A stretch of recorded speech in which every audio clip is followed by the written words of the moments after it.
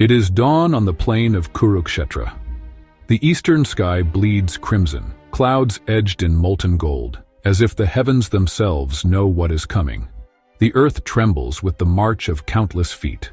From the mist, colossal war elephants emerge, plated in steel, their tusks capped with gleaming spearheads. Archers string bows in unison, the sinew singing a taut, dangerous music. The smell of churned dust and sweat mixes with the iron tang of weapons. Conch shells pierce the morning like voices of ancient gods. On one side, the Pandavas, heirs to a throne denied. On the other hand, the Kauravas, kin turned rivals, locked in a feud that has burned for generations. This is not just a war for land. It is a war for the soul of Dharma, the moral order of the universe itself. And then, the impossible happens. Just as the first arrow is about to fly, the world freezes. The drumming halts. The elephants stop mid-step. The wind itself holds its breath. It's as though the very script of time has been torn from the hands of fate. In the center, Arjuna, prince, hero, unmatched master of the bow, Gandhava, lowers his weapon. His eyes, usually sharpened for battle, are clouded with torment. Before him stand not faceless enemies, but blood. Cousins who shared his childhood games, uncles who told him stories by the fire, teachers whose wisdom shaped him. His heart rebels, his knees weaken. The bow that has never failed him now feels like a mountain in his hands, and beside him stands Krishna, friend, charioteer, and something far more. A being whose smile carries the calm of 1,000 dawns, and whose gaze seems to see beyond the thin veil of human time. What will pass between them in this suspended heartbeat will become the Bhagavad Gita, the Song of God, a scripture that will ripple across centuries, shaping kings and rebels, saints and scientists. Is it a call to arms? A sermon for peace? Or is it a mirror held up to the eternal struggle within every human soul? The Gita sits like a diamond in the crown of the Mahabharata, a Sanskrit epic so vast it makes Homer's Iliad and Odyssey combined seem like a prelude. Composed between 400 BCE and 400 CE, it is both history and allegory, stitched with gods, heroes, and the moral knots of human life. Historians still debate the question, was Kurukshetra a real battle, fought on the Gangetic plains during the Iron Age? Or is it the ultimate metaphor, a stage where human morality faces its trial? Arjuna's despair is not ancient alone. It is timeless, the crushing weight of loyalty against morality, of blood ties against justice. His voice trembles, his spirit wavers.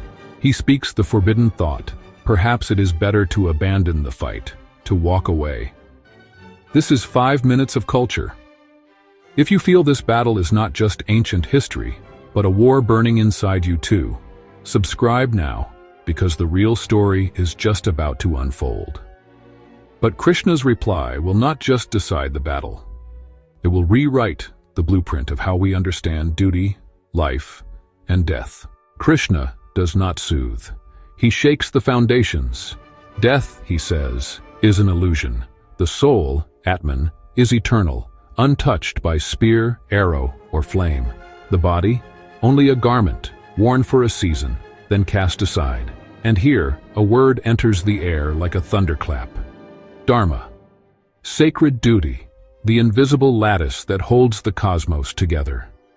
To forsake it is to let the threads of reality unravel. For Arjuna, Dharma demands battle. For you, it may be to create, to protect, to heal, to teach. But the warning is clear. Run from your calling, and chaos will follow. Yet this is only the threshold. Beyond it lies a revelation so vast it will fuse philosophy, mysticism, and the nature of the divine itself. The Gita weaves 3 luminous strands from India's spiritual traditions. Karma yoga, selfless action, offered without craving for reward. Bhakti yoga, surrender through pure love and devotion to the divine. Jnana yoga, liberation through wisdom and direct insight into reality. These are not competing roads, but harmonics of the same cosmic chord. One may walk a single path, or weave them together. The promise at the journey's end is moksha, release from samsara, the endless cycle of birth and death. But there is a challenge as old as humanity, to live fully in the world's storms without being drowned by them, to act without being chained to the fruits of action. Then, the moment that poets and mystics have struggled for millennia to capture, Krishna reveals his Vishvarupa, the universal form. Arjuna sees entire galaxies spinning in his being, stars born and dying in an instant, suns blazing as eyes, and mouths devouring time itself. Creation and destruction dance in unison. It is beauty beyond endurance, terror beyond measure. Here is the divine unbound, the creator, the destroyer, the witness of all things. Arjuna, overwhelmed, bows low, his soul scorched and purified in a single vision. From the ashrams of ancient India, the Gita travels far. Persian scholars translate it into verse. European thinkers dissect its philosophy in candlelit salons. Gandhi keeps a worn copy by his bed, calling it his spiritual dictionary. Schopenhauer hails it as the most elevating reading in the world. And then, the atomic age. At the first nuclear detonation, J. Robert Oppenheimer recalls the Gita's words, "Now I am become death, the destroyer of worlds." From battlefields to peace movements, from the lips of revolutionaries to the prayers of the dying, the Gita proves it belongs to every century. Is it a war manual? A hymn of peace? The Gita refuses to be boxed in. It teaches action without greed, surrender without weakness, acceptance without despair. Its paradoxes have armed warriors and calmed sages, fueled revolutions, and nurtured monks.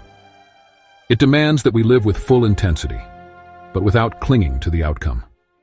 The dialogue ends, not with a truce, but with readiness. Arjuna lifts Gandiva once more, no longer hesitant, yet transformed. The lesson: Kurukshetra is not just a place, it is everywhere, in boardrooms and parliaments, in kitchen tables and hospital wards, in the silent duels of our own hearts. And sooner or later, each of us will stand at that invisible frontier with the fate of our own small worlds in our hands. Kurukshetra is not some distant battlefield, it's the fight within us all. Hit subscribe, and let's discover together what choice you would make if you stood where Arjuna did. So, if you were Arjuna, standing where the earth meets eternity, what would you choose?